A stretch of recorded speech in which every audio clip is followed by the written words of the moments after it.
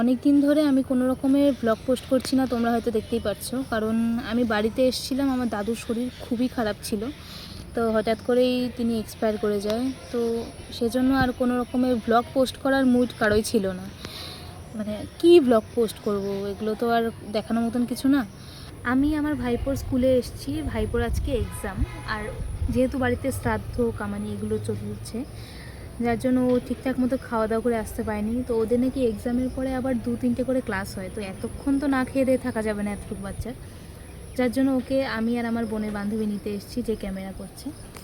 এই যে আমরা নিতে এসেছি, এখন দেখি ও কখন বেরোয়। আমরা রেজিস্টার করেছি, এখন কিছুক্ষণ ধরে বসতে হবে। আর প্যারেন্টস যে ওয়েটিং রুম রয়েছে সেটা একদমই ভর্তি, মানে বিন্দুমাত্র জায়গা নেই ওখানে বসার।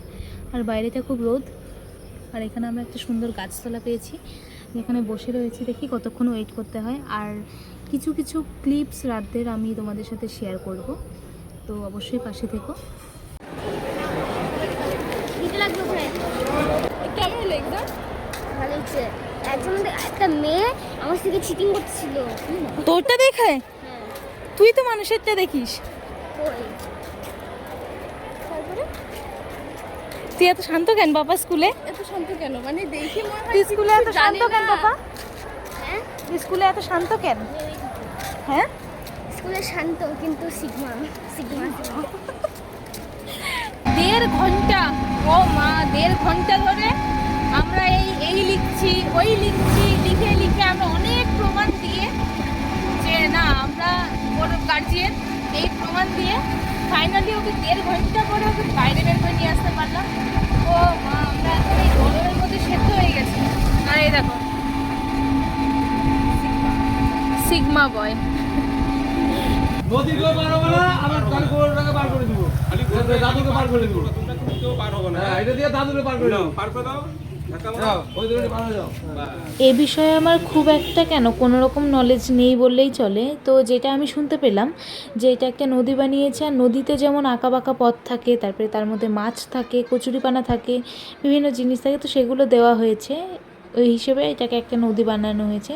আর এটা একটা বৈতরণী পাড় বলা হচ্ছিল সেটাকে। এদিকে বাবা আর 2 কাকু মিলে শ্রাদ্ধের কাজকর্মতে বসে গেছে।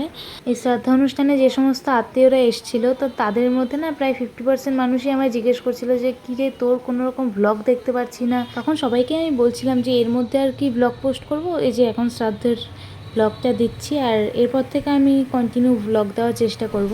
এদিকে মা, কাকিমণি, বাবা, কাকু ওরা সবাই মিলে শ্রাদ্ধের কাজ কমপ্লিট করে তারপরে আমরা একটু খাওয়া দাওয়া করে নিলাম। খাওয়া দাওয়া করে একটু রেস্ট করলাম কিছুক্ষণ। তারপর সন্ধ্যার সময় বাড়িতে কীর্তনের আয়োজন করা হয়েছে, তো সেই দল চলে এসছে।